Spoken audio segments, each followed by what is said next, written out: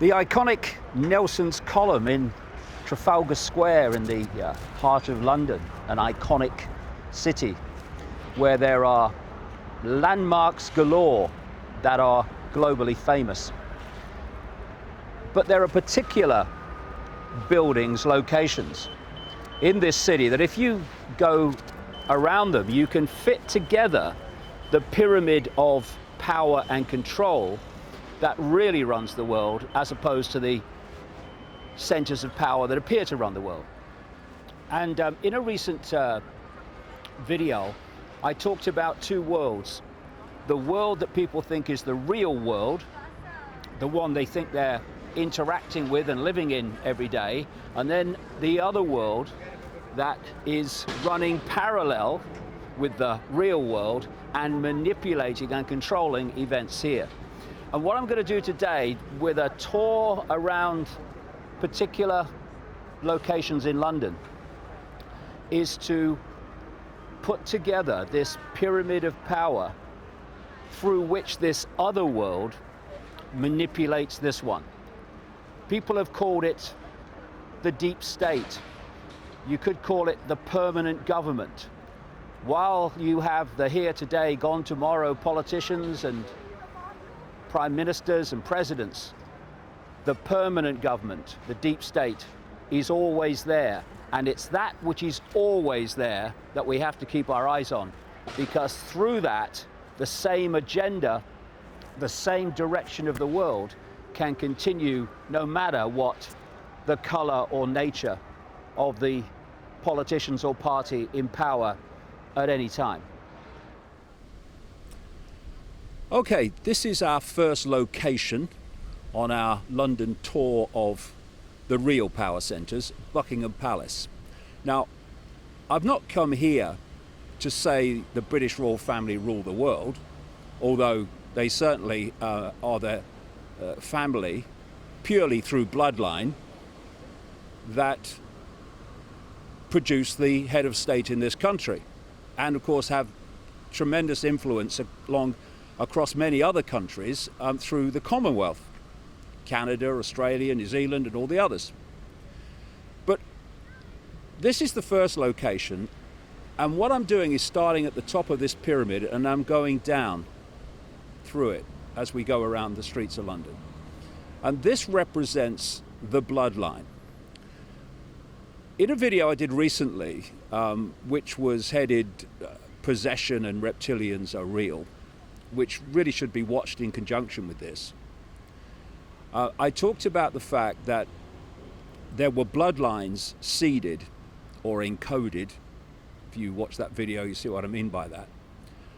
By a non-human race, a non-human force, created hybrid bloodlines that were part human and part this force. And these bloodlines appeared in the ancient world, and they became known as the royal and aristocratic bloodlines. Why?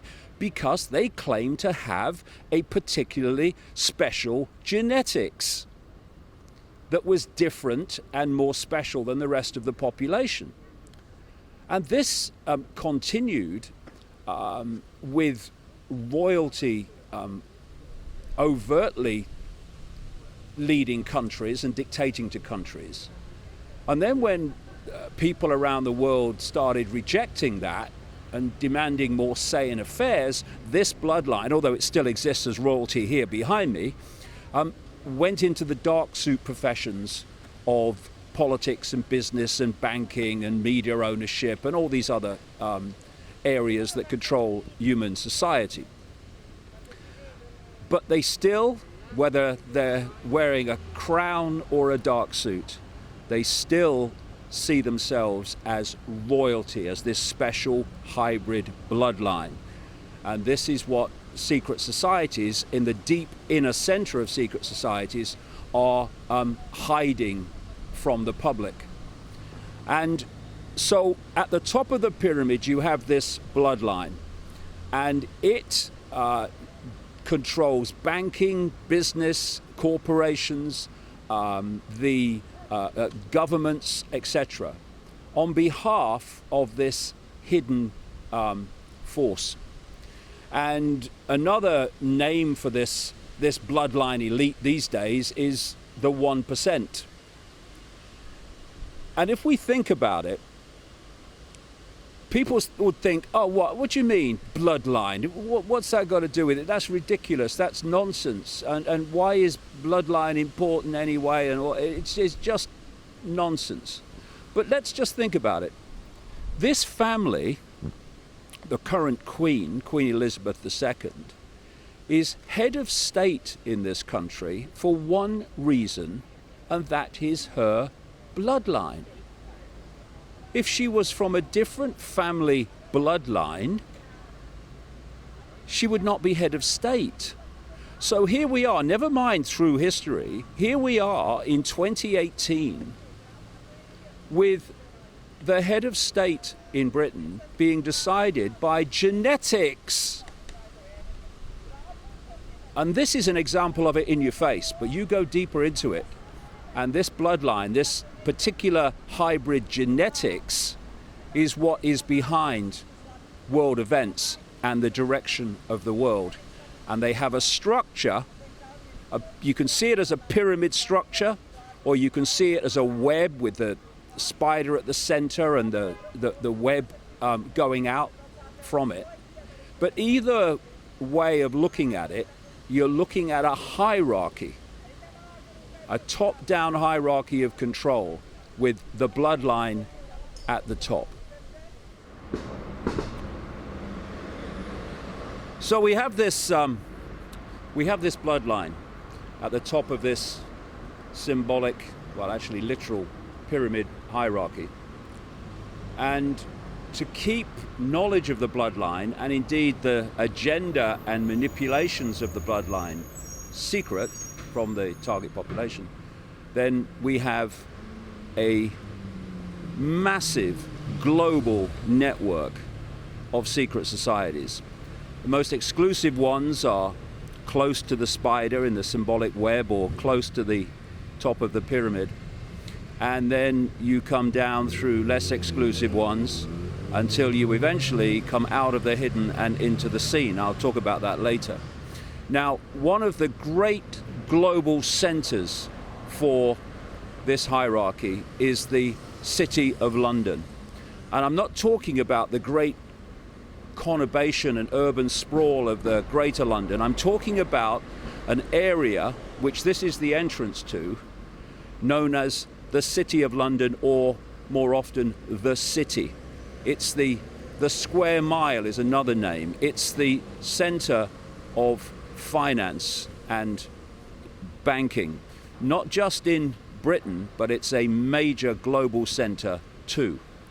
And how appropriate that when you enter the City of London, you have the flying reptile on both sides of the road, and the logo of the City of London is two flying reptiles holding a shield with a red cross on a white background.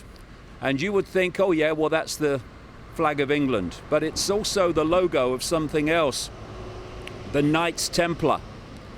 The Knights Templar are an ancient secret society that started around 900 years ago and owned this whole area of land here. And as I'll come to shortly, we're very connected to Jerusalem and the Crusades. And the Knights Templar eventually officially disbanded after operating in the open for about 200 years. But they only officially disbanded.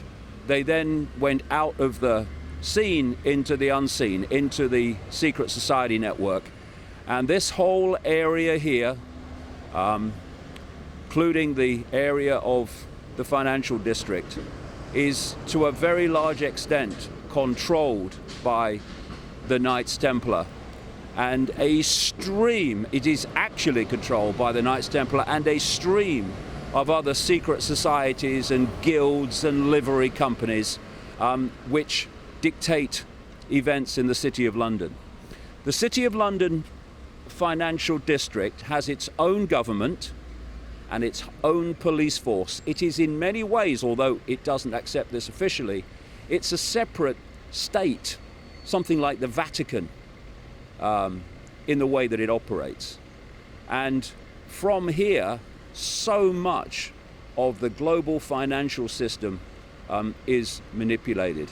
And as I mentioned earlier, this bloodline is a hybrid of a human field and a non-human field, and that non-human field is dominated by entities that take a reptilian form.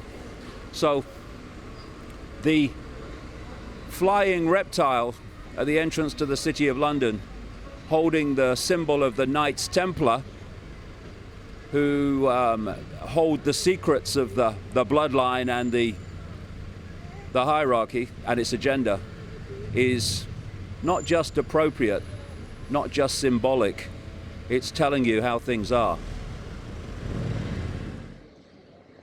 Well, we're going to go into the City of London just a little later, but I want to talk first about this area next, well, part of it's next to the City of London, part of it's in the City of London, and it's called the Temple.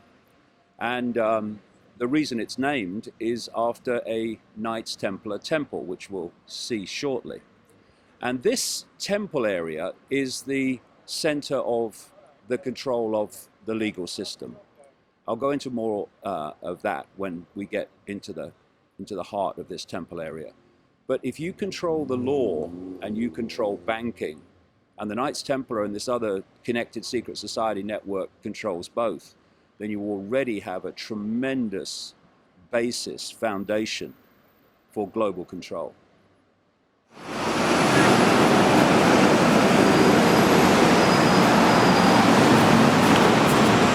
Okay, well, I've got to be a bit careful now because I've filmed here before and there's cameras everywhere and they're straight on you. You can't film me, mate. Because we've entered this area of the temple, after which the temple is named, and that's the Temple Church of the Knights Templar. If you watch the movie, The Da Vinci Code, you'll know the church I mean. It goes back to something like the 12th century when it was first started to be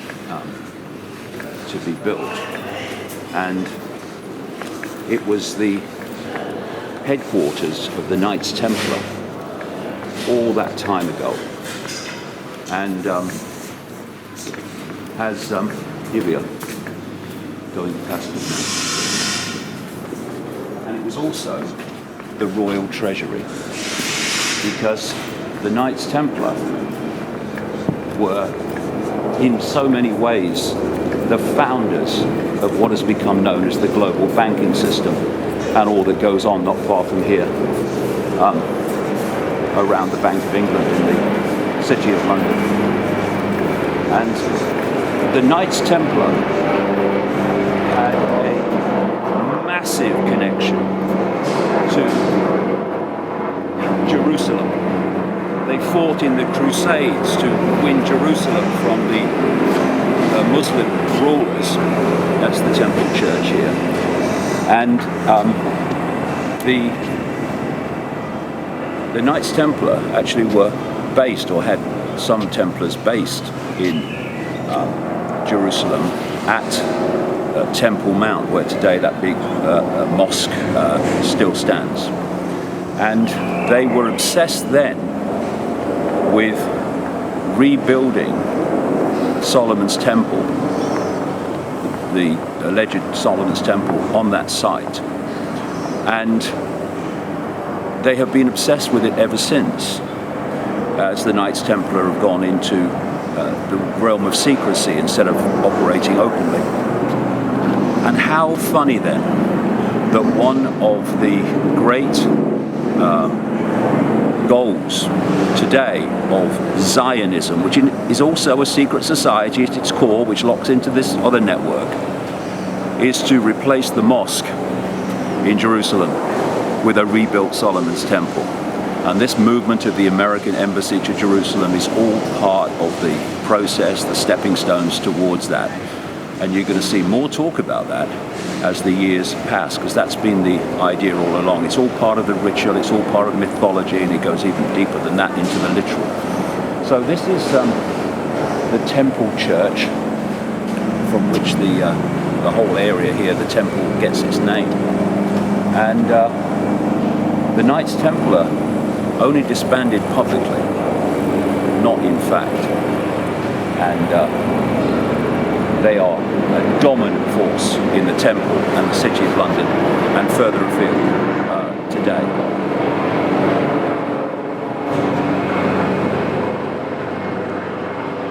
And we got to do that without anyone coming, which is a first for me.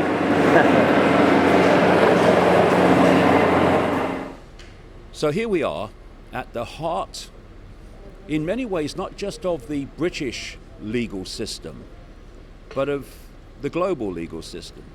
This area of the temple, this Knights Templar land, which now, instead of controlling it, owning it openly, Knights Templar and other secret societies connected with it controls this from the background, from the shadows.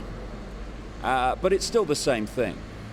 After the Templars officially disbanded, they continued in secret, and following their demise in the 14th century, officially, the area here of the temple became the center of the legal profession, and they used the same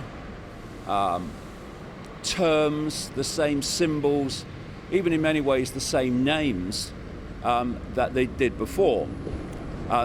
There are 4 what they call Inns of Court here, and the Inns of Court are what you have to be a member of to be a barrister or a judge in this country, and in many ways further afield. And these Inns of Court are called the Middle Temple, the Inner Temple, Gray's Inn, and Lincoln's Inn. And behind me, that vast building with the flying reptile in front of it is the Royal Courts of Justice. Justice. You have to control the legal system to impose your power. It's one of the areas you must control. That's why they do. And I'm not saying that every barrister is a secret society manipulator, or every judge is corrupt. But the point is, there are corrupt barristers, there are corrupt judges, and many of them take their orders from the secret society network that controls the temple, and thus, when a case is being heard, for instance, which they want a particular result, they'll make sure that the judge and the personnel in the court, as much as they can, the barristers, will be on team in terms of in court seeking the outcome that the secret society network wants.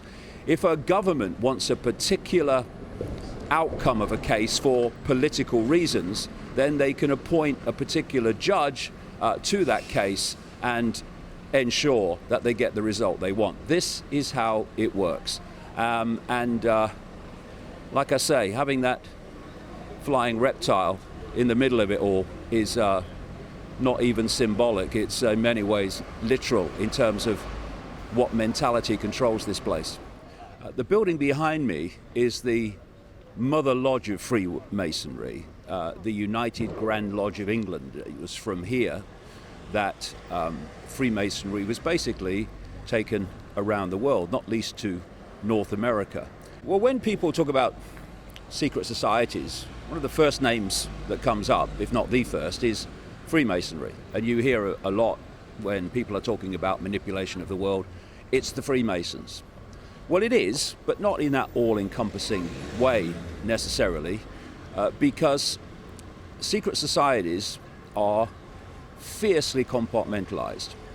You have the Scottish Rite of Freemasonry, for instance, with its 33 degrees, and yet the vast majority of Freemasons are on the bottom 3 levels of degrees, so-called blue degrees.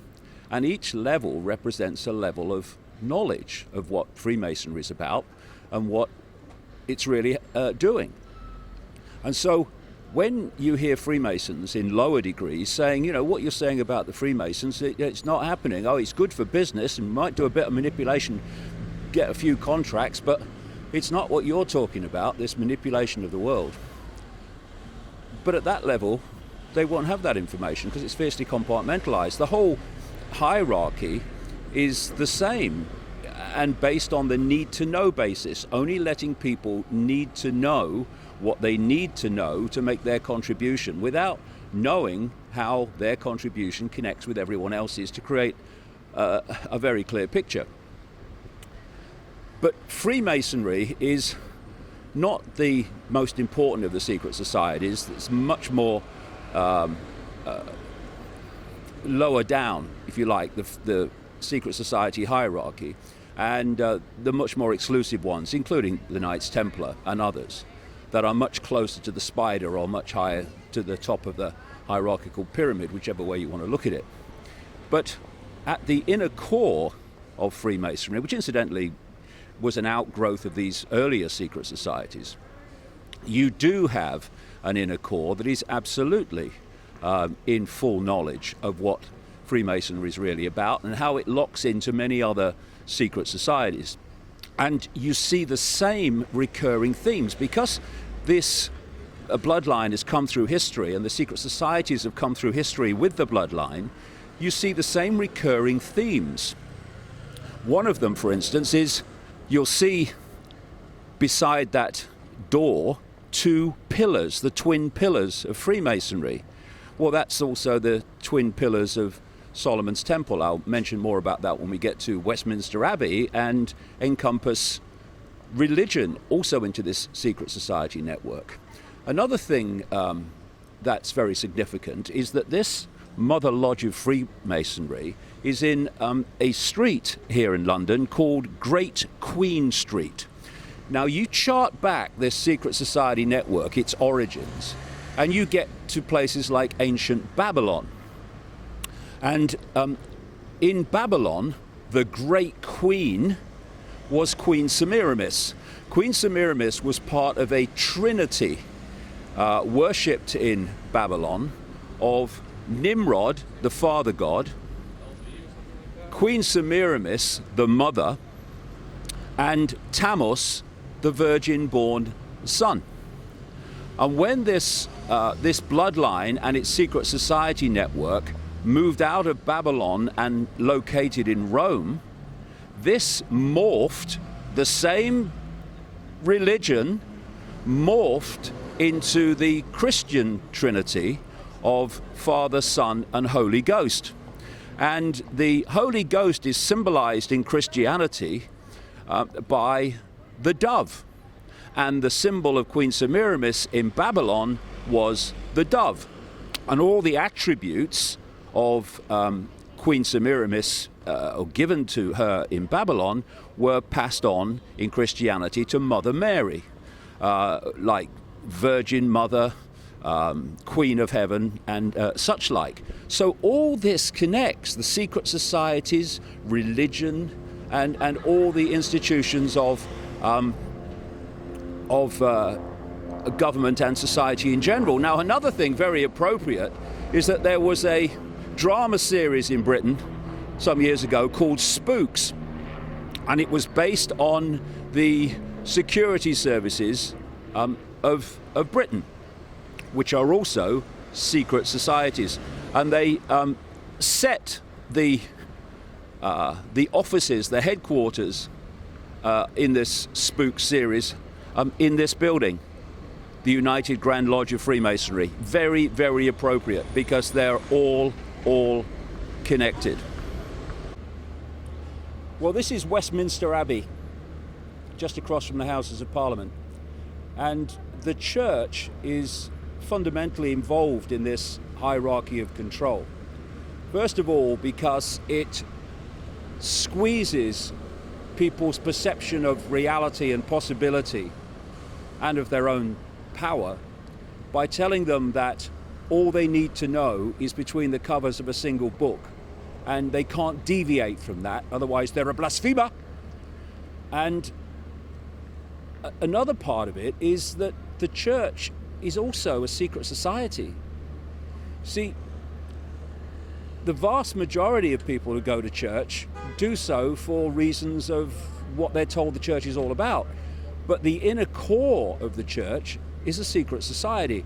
And this is why, for instance, you've got the Twin Towers here at Westminster Abbey. And this is symbolic of the twin pillars that were said to stand outside the biblical Solomon's Temple, that it was claimed stood on the site of the big Islamic mosque in Jerusalem today, what the Christians call and the Jewish people call Temple Mount. These twin pillars can also be found absolutely at the center of the symbolism of Freemasonry, because that's all connected into this as well in terms of Solomon's Temple. And what you'll see many times with these cathedrals is the twin towers. And if you go inside these cathedrals, again and again, you'll see the black and white squares that you find in Freemasonic temples. So you have the outer church, which is most of it, which believes that it's there to follow the teachings of a book. Then you have the inner sanctum of the church, the secret society level, that knows that all this is a representation of something very different. And in terms of Christianity and the church, one of the great power centers in the world is Rome and the Vatican. And if we think about it, the Knights Templar, the Knights of Malta, the Jesuit order, Opus Dei, these major global secret societies are all connected into the Vatican. So the Vatican is not a church. It is a major center of this secret society network, of which the church is a fundamental part, not least keeping the people literally often on their knees and worshipping some external god who tells them what to do, what to think, what to believe, and therefore not opening their minds to the greater picture of what's really happening. And Westminster Abbey here, quite appropriately, is the place where the British monarchs have been crowned for hundreds and hundreds and hundreds and hundreds of years, because this is all part of it. Even more than that, this church is called a royal peculiar, which I think is peculiar to start with. But a royal peculiar means this abbey is owned by the monarch, currently Queen Elizabeth II. Everything connects into everything else in this hierarchy, and the people overwhelmingly have no idea what's going on all around them, because that's the way this hierarchy makes it happen and ensures that people are in ignorance of the control system that controls them. So what could possibly be happening with a symbolic sphinx here in London on the side of the Thames? And there's another one on the other side here. It's because these bloodlines that go back to the ancient world, the secret societies that they come through, manipulating through to modern times, use the same symbols and perform the same rituals that they have for hundreds and thousands of years. And here, beside the Sphinx, is an amazing thing, really. Well, this, standing next to the Sphinx, is Cleopatra's Needle, an original obelisk from Egypt that stands on the side of the Thames. There's an original obelisk, again, from Egypt, in the Place de la Concorde in Paris, another major city for this hierarchy. And Princess Diana passed that obelisk just before she died in the Pont d'Alma tunnel. And there's also a original obelisk from Egypt in Central Park in New York, and outside the Vatican in St. Peter's Square. And this is not by accident. These symbols from the past have been brought through to modern times because these bloodlines today do the same rituals and use the same symbols that they've used all along. The only thing is that in more modern times they've gone underground, whereas before they did it openly. Another example of what I'm saying about the fact that this hierarchy of bloodlines and many of their gophers worship the same gods in the same rituals as they have through this period of thousands of years that the bloodline came out of Sumer and Babylon in the Middle East and through Rome and the Roman Empire and then up into Northern Europe and the British Empire and so on. This is a museum now, and it's on the site within the City of London, the city, the financial district, where the original Roman settlement was. And they found a temple when they were knocking down or building a building or something. They found underneath the temple to Mithra here in the City of London. And Mithra was a major Roman god. And if you look at the story of Mithra and all the things that are said about Mithra, they are just the same as what he said about Jesus in great detail. And of course, it was a Roman emperor, Constantine, at the Council of Nicaea in 325 AD, who effectively created what is modern Christianity and the worship of Jesus. And he had before been a worshipper of Sol Invictus, the unconquered sun. And basically, Mithra was replaced by Jesus, but the story, although in a different historical setting, was effectively the same. And if you look around the world, you find the Jesus story again and again in different cultures with a different name for the hero and a different historical setting. And of course, in the ancient world, they used to do sacrificial rituals to the gods openly. They used to sacrifice people and sacrifice children. And what happens now in the satanic rituals, the deep elite ones, is they still sacrifice children and sacrifice people. But they now, of course, do it secretly because it's not acceptable to the population anymore. And this is why Satanism and these secret societies and the banking system and the church and government and politics and all these other institutions are interweaved with Satanism, and also, for reasons I explain in the books, pedophilia, which is connected into Satanism in so many ways. So it's another example of the fact that we do have these two worlds, one that people think they live in, and the other that is nothing like the world that people experience, but it's the world that's controlling the world that people experience. Talking of secret societies and politics, behind me is the headquarters in London, actually between Buckingham Palace and the Houses of Parliament, of the Fabian Society, started in the 19th century. And it was begun with the idea of doing something for the working masses under the heading of socialism.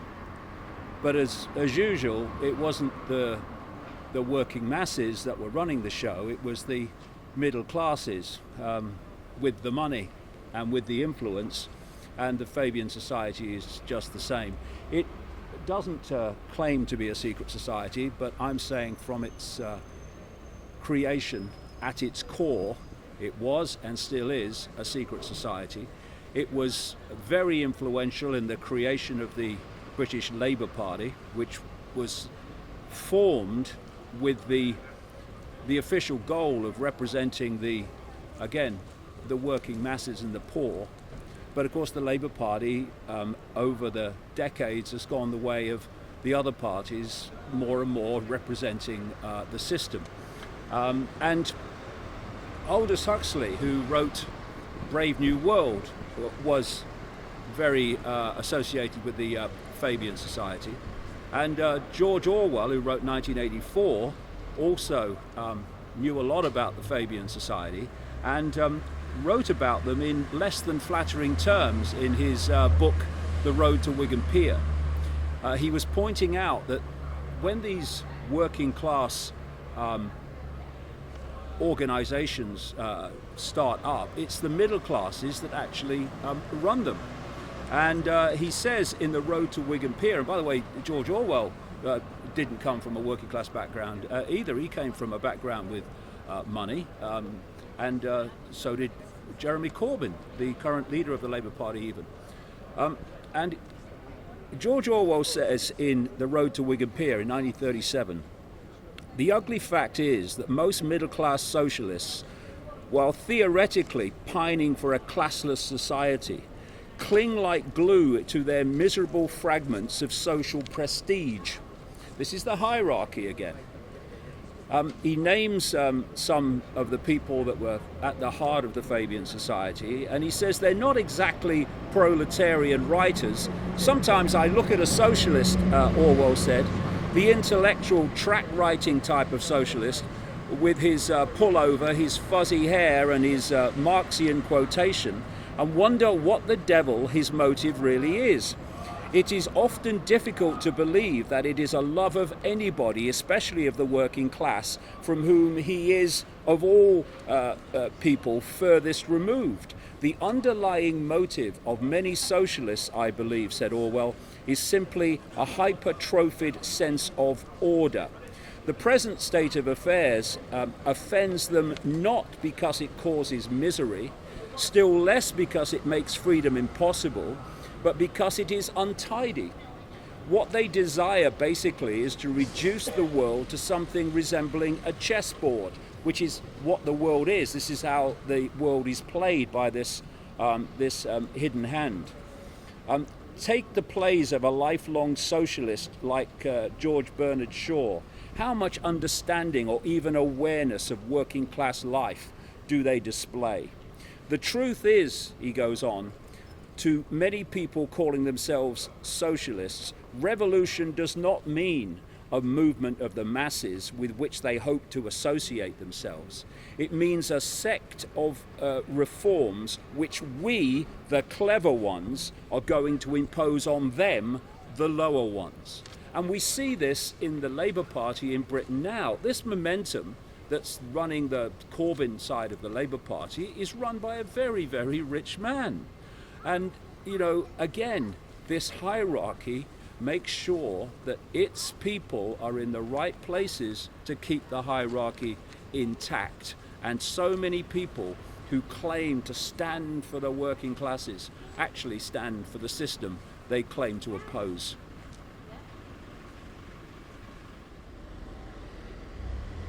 So we've looked at the secret societies that operate in the hidden, in this web I've talked about, where you have the spider at the center and then the secret societies coming out from the spider.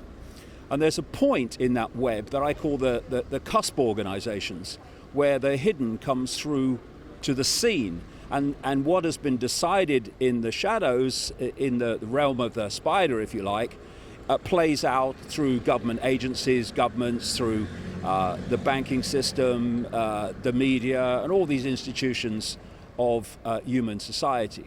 And there are a number of organizations, the one behind me is one of them, that I would call these cusp organizations. In 1920, this organization behind me, called Chatham House, or the Royal Institute of International Affairs, was created by a secret society called the Round Table. It was a secret society created by the Rothschilds and funded by the Rothschilds. And it was formed in the latter part of the 19th century, and its first head was someone called Cecil Rhodes, who was a Rothschild frontman who plundered southern Africa for the Rothschilds in terms of the diamonds and the gold mines, etc. And this secret society based in London called the Round Table then started creating these satellite organizations, the first one being this one, the Royal Institute of International Affairs in 1920, followed in 1921 by the Council of Foreign Relations in America, which was brought into being through another famous Webb family, the Rockefellers. And since 1921, the Royal Institute of International Affairs and the Council on Foreign Relations have worked closely together, and the Council on Foreign Relations has, to a very large extent, driven American foreign policy ever since. Other organizations that followed in this Round Table satellite group include the Bilderberg Group, created in 1954, also the Trilateral Commission, which was another Rockefeller operation, which came in 1972-73. The Club of Rome is another one, which came in the 1960s to specifically exploit environmental concerns to transform global society. That's where the whole climate change caused by human activity hoax comes out of, that whole manipulation of environmental concerns to justify changes in society that would not otherwise happen. So these cusp organizations, they gather together politicians, people from business and banking and intelligence, military, all these different journalism, all these different institutions of society to develop a common policy that then plays out into human society, at which point it seems to be happening randomly, but it's not. It's all manipulated and coordinated through these various organizations. And one other thing, as I stand here outside Chatham House, the Round Table Secret Society was also the means through which Israel was manipulated into being, because an inner circle initiate of the Round Table was called Lord Arthur Balfour. Yes, he of the Balfour Declaration that declared that the British government supported a homeland for Jewish people in what was then Palestine. And the declaration, which when you hear about the Balfour Declaration, you think it maybe stood up in Parliament and declared it, was actually a letter sent by Lord Balfour to Lord Rothschild, who created and funded the Round Table Secret Society. So this is how the world really works. This is how decisions are really made. This is how human society is really directed. Well, here we are back at the temple, at the point there where the temple becomes the city of London, the centre of banking and finance, and one of the centres of global power, not least in the financial area. And at that point where you enter the city of London is the flying reptile there in the middle of the road. Just a coincidence, nothing to worry about. And if you go in an exact straight line, I've just been told by someone who should know, in that direction from that flying reptile, you will come straight into the other two reptiles that we saw earlier at another entrance to the City of London. So we've talked about the law in the temple, control of the law, which this hierarchy must have to initiate and play out its power. And now we're going down there to one of the great centers of global power in many ways, in terms of human society, the great center, and that is the control of finance. Behind me is the Bank of England, and we've come down from the bloodline through the secret society network that does the bidding in secret of the bloodline to manipulate society. And the next level of control is control of money. Now, these central banks, like the Bank of England, are coordinated globally in their policies through something called the Bank for International Settlements in Basel, Switzerland, where the heads of the central banks meet and coordinate policy. This whole banking network locks into the secret society network. It's actually one web. But the control of money in society as it's structured is control of choice. And what is freedom except choice? The more choices you have, the more freedom you have. The fewer choices you have, the less freedom you have. And money, to such a fundamental extent, dictates choice. How many people are not doing what they really want to do with their lives because they don't have the money to do it? And so control of money is fundamental to this whole hierarchy. And that's why the banking system is so high in its structure. And it's all based, the banking system, on a simple but devastating hoax. Lending people money that doesn't exist, called credit, and charging them interest on it. And when you take a loan from a bank, say £50,000, the bank doesn't do anything except type into your account £50,000. It doesn't move precious metals or anything anywhere. It just puts the figures in your account. Because banks, because of this hierarchy, legislation has been passed by the politicians the hierarchy controls that give banks the right, under something called fractional reserve lending, to lend far, far more money than it actually has, and it's called credit.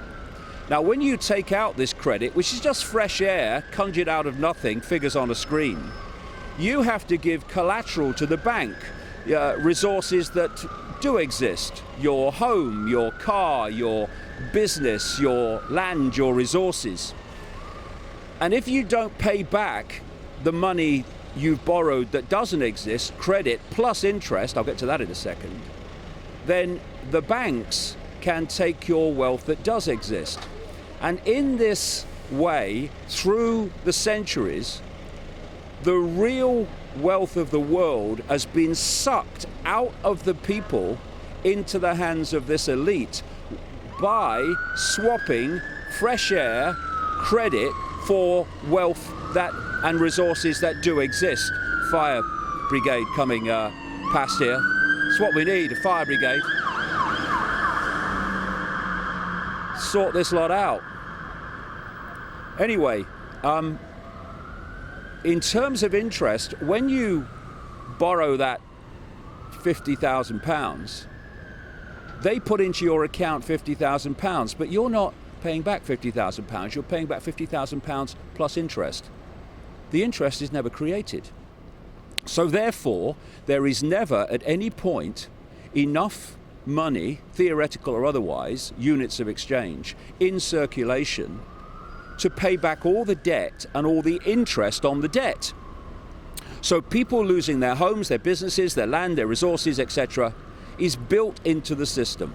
And when there is a boom, Peter paying Paul can hide that, but when there's a recession, then it becomes plainly obvious there's not enough money in circulation to pay back all the debt and interest on the debt. And then what happens? The banking system gets all those resources in return for its fresh air credit. And this is the major controlling system of human society. And these secret societies and families, bloodline families, control this whole deal. And that's why we are reaching the point now where a handful of people, literally a handful of people, own as much wealth as the poorest half of the world population, a world population in excess of 7.5 billion. This, to a very large extent, is how the 1% became the 1%.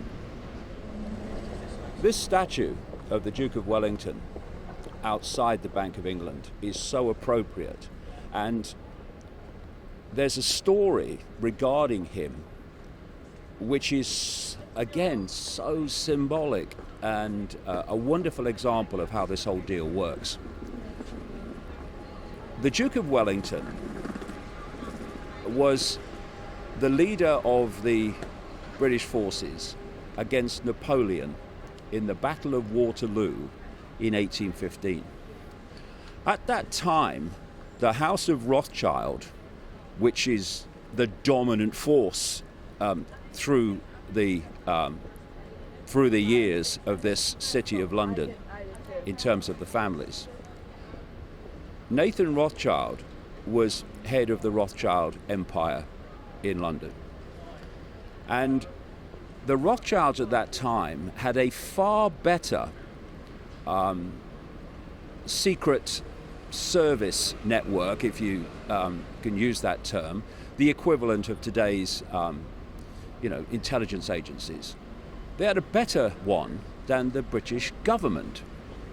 And so the situation here in the city at the time was, if Wellington won the Battle of Waterloo, stocks would go through the roof. If Napoleon won the battle, stocks here would crash. So what Nathan Rothschild did, and this is all officially accepted, is that he got his, if you like, secret service courier system to get news of who'd won the battle, Wellington, from the battleground to the city first. So Nathan Rothschild was the dominant person in this area and the stock exchange, etc. And so people were keeping their eyes on him because they knew he had this insider knowledge quicker than the government. And he played on the fact that he was not happy, and he arranged for his stocks, some of his stocks, to be sold. And people said, Rothschild knows. Napoleon's won the Battle of Waterloo. And they all started panicking and selling stocks, and the stock market crashed. At the same time, Rothschild had a stream of people secretly buying up those stocks, not under his name obviously, at knockdown prices. And then, when the news came officially through the government sources that Wellington had won the Battle of Waterloo, of course the stocks went flying up again. And the wealth and control financially of the Rothschilds went into the stratosphere in the city of London, and people who'd panicked because of this hoax lost their fortunes, and people were jumping off buildings. Now, that happened long ago, but it still happens today, where the stock market is manipulated and the banking system is manipulated by those who have the greatest power in terms of control of money. If a stock market goes up, that can be because the major players have got into the market. Stock market goes down, it's because major players have got out of the market. They are controlling it, whether it goes up or down. It's not by chance, it's by design. And in this way too, these families are constantly doing a Rothschild and gathering more and more wealth through the manipulation of stocks and shares and currencies. It's a total scam. And it's all going on in this other world that the vast majority of the population know nothing about. Now, so far on our journey down the hierarchy of human control, we've dealt with the bloodline, we've dealt with the secret societies, we've dealt with the control of the law, the control of banking. And you would think at this point we might just get down to elected politicians, but no. The next level in this hierarchy we need to talk about is the military. Behind me is the Ministry of Defense in London.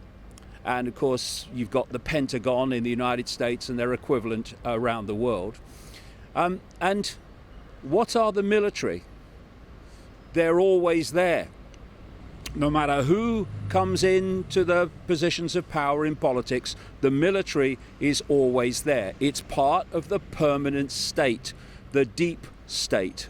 And what the military do ongoing, much of it is absolutely never known by the presidents, the prime ministers, and the elected politicians. They're just here today, gone tomorrow. The military is always here.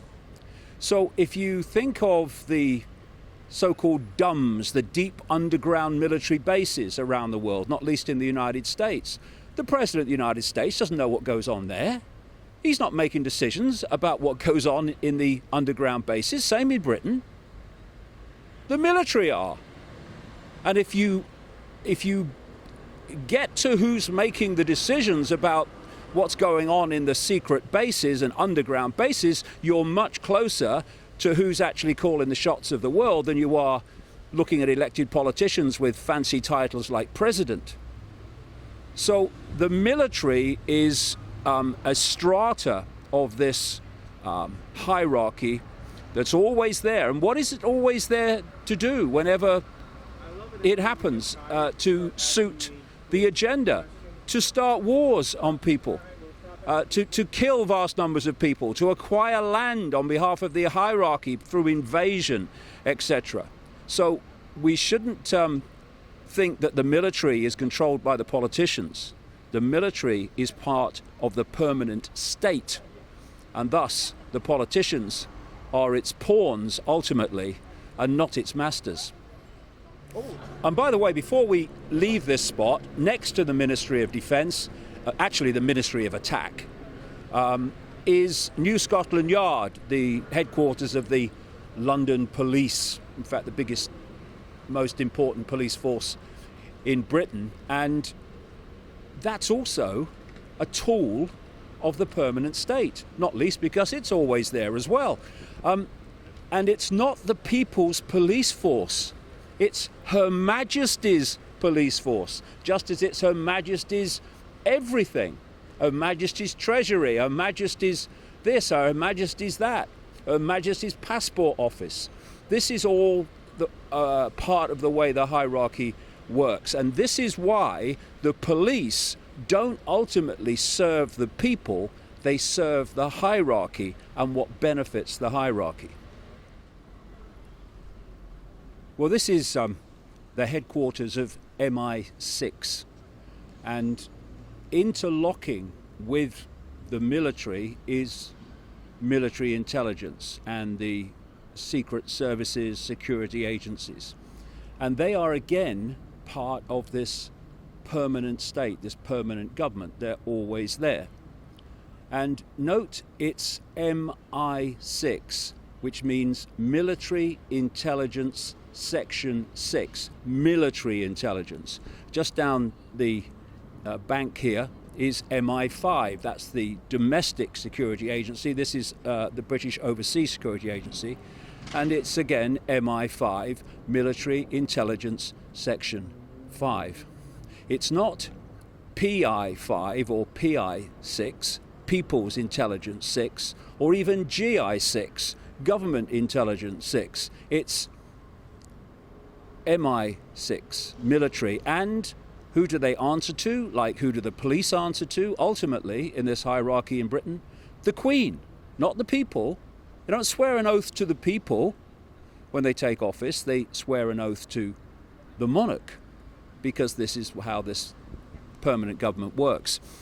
And so these agencies like the CIA and MI6, etc., like all of these organizations, at their core, they are a secret society.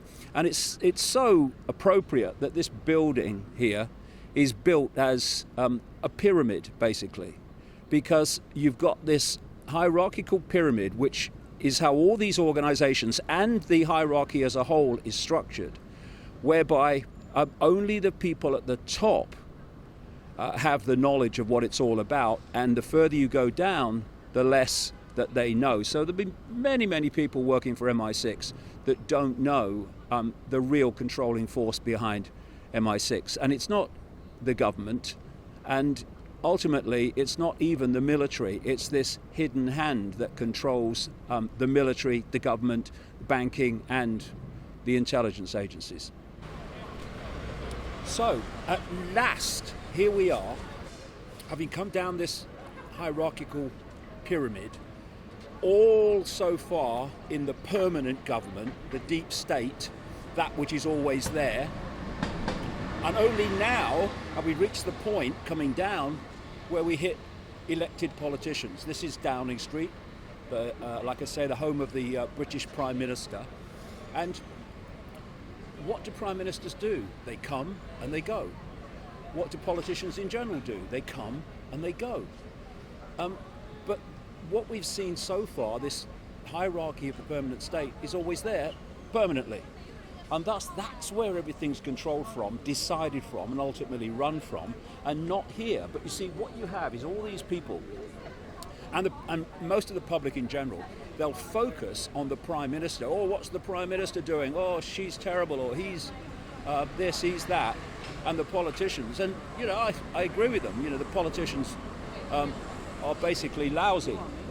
But we shouldn't forget that they operate within a parameter, within a limitation of the agenda being dictated outside of their sphere of influence. So, extraordinary as it may be, the Prime Minister of this country, the President of the United States, he's not ultimately calling the shots. The deep state, the permanent government, is doing that.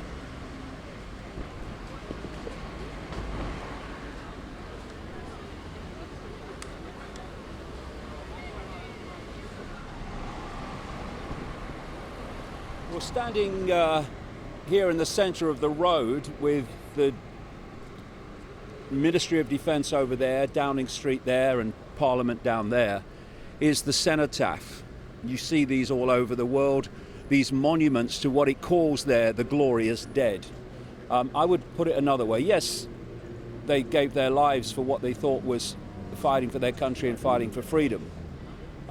But who is creating these wars to change the face of global society? If you look at the two world wars, before the First World War, power in the world was in far more hands than it was afterwards.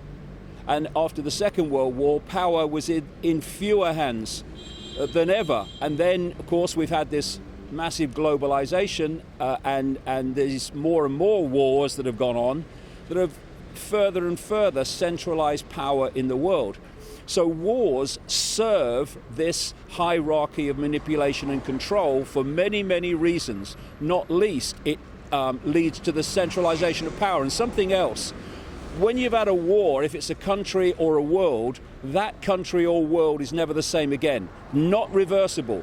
That society, that status quo has changed. And that's one of the major reasons for wars. There are many others. So the population, the masses, are manipulated to fight wars created by this hierarchy. And when are we going to stop doing it? Because as they used to say in the 60s, how would they have a war, basically, if no one turned up? How could they have a war if the masses didn't fight each other? It's got to stop, or this is going to go on. And so, from Downing Street, we come to the Houses of Parliament, where I was going to say elected politicians reside, but only partly, because there's one part of the Houses of Parliament called the Houses of Commons, where people are voted for in elections, and the other half is called the House of Lords, and they are appointed. The public have no say whatsoever in those people getting into Parliament and making decisions that affect their lives. And we call it a democracy. And this is how this scam works. In every country, you have two parties, sometimes three, but usually two, that have any chance of forming a government. In this country, it's the Conservative Party and the Labour Party. In America, of course, it's the Republicans and the Democrats. So you vote for Party A, and they get into government, and you don't like what they're doing. So election comes along, and you vote for Party B. But because this structure of permanent government is continuing the same direction, irrespective of who's elected or not to Parliament or Congress, nothing changes when Party B comes in to what was happening under Party A. Now you've got a choice at the next election. If you want to get rid of Party B, the only way you're going to do that is vote again for Party A. And so it goes A, B, A, B, B, A. And it's called the people having a voice. They don't. Because while the parties come and go, and the politicians come and go, this permanent state is continually pushing the same agenda. That's why nothing changes. That's why people say in America, it doesn't matter who you vote for, the government still gets in. Yes, the permanent government. And we've got a wonderful example here behind me. These people, bizarrely, from my perspective, are protesting to call for Brexit, the UK leaving the European Union, to be stopped. Now, we had a referendum in this country, and the majority voted to leave the EU. And the European Union is part of this structure of incessant centralisation of power, driven by this permanent government, because the EU is there to take power to the centre and take it away from sovereign governments. And this is what's happened again and again and again since Britain joined the EU. So a majority of the people who voted in the referendum got sick of this, and they voted to come out. Now that's the people speaking in a democracy. But the majority of people, politicians, including overwhelmingly the unelected ones in the House of Lords, do not want us to leave the EU, and now they're trying to thwart and stop the will of the people, because the will of the people is against the will of this permanent state that wants the incessant centralisation of power in every area of our lives. So now we've got a protest, talk about Turkey's demanding Christmas, to stop coming out of the EU. And they're saying that Parliament must have a say in the final vote because of parliamentary sovereignty. This is the parliamentary sovereignty that's been given away by these characters year after year after year since Ted Heath, the Prime Minister of the time in the early 1970s, and read my books about him, signed us in. And so we have a situation where people are demanding that they are centrally controlled by bureaucrats they can't even name. And the will of the people, irrelevant, doesn't matter. The will of the permanent government is all that matters, and these people have been pulled into the will of the permanent government without even realising there's a permanent government. So there you go. Just another day in the world of politics. Well, this is the London School of Economics, the LSE, a major centre for education. And it was created by the Fabian Society in the latter years of the 19th century. And it has produced a stream of left-wing politicians, what are called left-wing anyway, and those that support what we would call today the progressive mentality, and also those that have and still do play a major part in this hierarchy of global manipulation.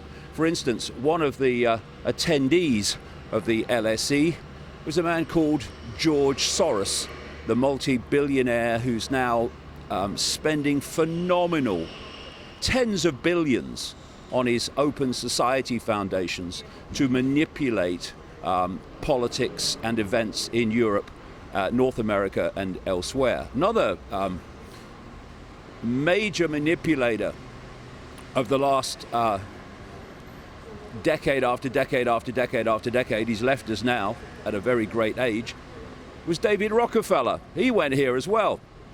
And so too did President John F. Kennedy. So this is a real center for producing politicians and educating those that support this particular Fabian view of the world, if you like. And education is absolutely crucial in all its forms, not just here, to keeping from the target population this hierarchy and the nature of what's controlling it and to what end. So children come out of the womb, they go into the education system in a very short few years, and they're in that education system throughout their formative years, up into adult years, increasingly these days, and they are being given day by day by day by day at school, college, and university the systems, the hierarchies version of everything, and that is a major part of the programming process that gets the target population to see the world as this hierarchy wants them to see it, i.e. not seeing that the hierarchy exists and what it's doing. Well, here in Fleet Street, which is just a few steps down from the flying reptile in the middle of the road and just inside the City of London with its flying reptiles and basically Knights Templar logo, Fleet Street was, how appropriate, the great centre of the British newspaper industry. A lot of it's moved elsewhere now and to other locations. But the reason I stand here and talk about this point in the hierarchy is that the media, like education, are absolutely vital to keeping from people the real nature of the world and how it's controlled. Now, one way that the media keeps this from the target population is the vast majority of journalists are clueless on what I'm talking about in this video. Clueless. But at the ownership level and deep in these media organizations and the corporations that own them, more to the point, they do know about what I'm talking about, and they're trying to keep it from people. If you are a journalist and you want to talk about the hierarchy, how it works and who are members of it and what the agenda is, even if you take the trouble to find out, then you are not going to remain a journalist very long with a major corporation. You'll be out, and what you write won't get in the paper. And so the media and education together are vital in controlling the information that people receive and make sure that they only receive information that keeps them in the dark and keeps them in the perceptual bubble and doesn't open the world to them in terms of what's really happening and who's really in control. Well, this is Hyde Park, and in particular this spot, this area is known as Speaker's Corner, and it's where people come and stand on boxes and say what they've got to say, and people listen to them or heckle them or whatever. And this was designated a free speech Speaker's Corner in the 1870s, and people like Karl Marx, Lenin, George Orwell all came here to speak. And it's got a funny history, because not far from here there was another form of free speech, in fact very close to here, because this was near to somewhere called Tyburn Gallows, where between the late 12th and the 18th century, the state hung an estimated 50,000 people. And before they were hung, they were given the right to have their free speech. either to admit they were guilty, to make their claims that they weren't guilty, to have a go at the government or whatever, and then they were hung. And, you know, in many ways, as we see free speech disappearing so fast all over the world today, a lot of these things kind of come together, these strands, because this Speaker's Corner is basically like the free speech zones where they zone protesters off at G7, G20 or G whatever they choose next summits, where they can be away from the people they're protesting against and just say what they like, only behind fences.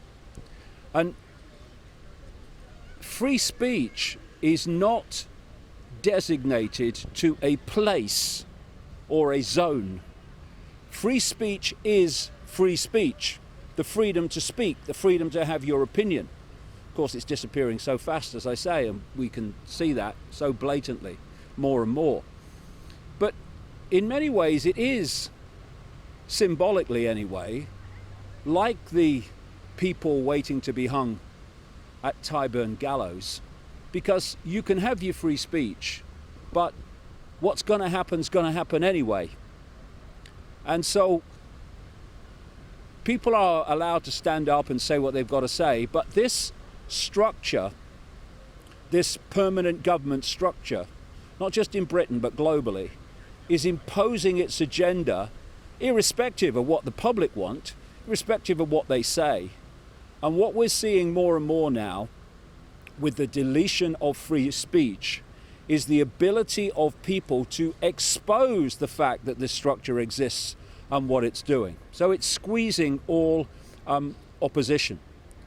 And we have really reached the point where we have got to stop cooperating with our own enslavement through non-violent, non-cooperation with this system of control, because it can only control us if we give our power to it. And that, of course, brings to mind a man who has his statue back in Parliament Square.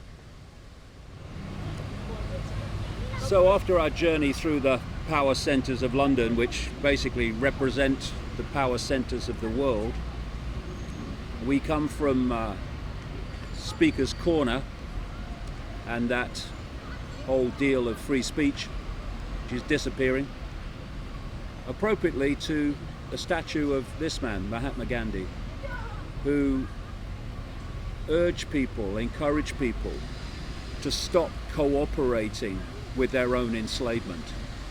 And you know, this statue was put up in Parliament Square, the Houses of Parliament are over there, because, you know, once people have left us, like Mahatma Gandhi and Martin Luther King, people that stood for justice and looked injustice in the eye and refused to blink, who gathered people together to realize the power we have if we stop fighting among ourselves and realize where the real power is. And it's not with them. And it's not with this hierarchy. It's with us, but only if we stop squabbling among ourselves and open our eyes to what's really going on. And so we have a Martin Luther King Day in the United States, because now he's gone. That's okay. Oh, he was a great man. Mahatma Gandhi, oh yes, we'll put up a statue in Parliament Square. He was a great man. But at the time, they were abused, attacked, talked in terms of what we would see today as he's a terrorist or he's a hate preacher, he's involved in hate speech.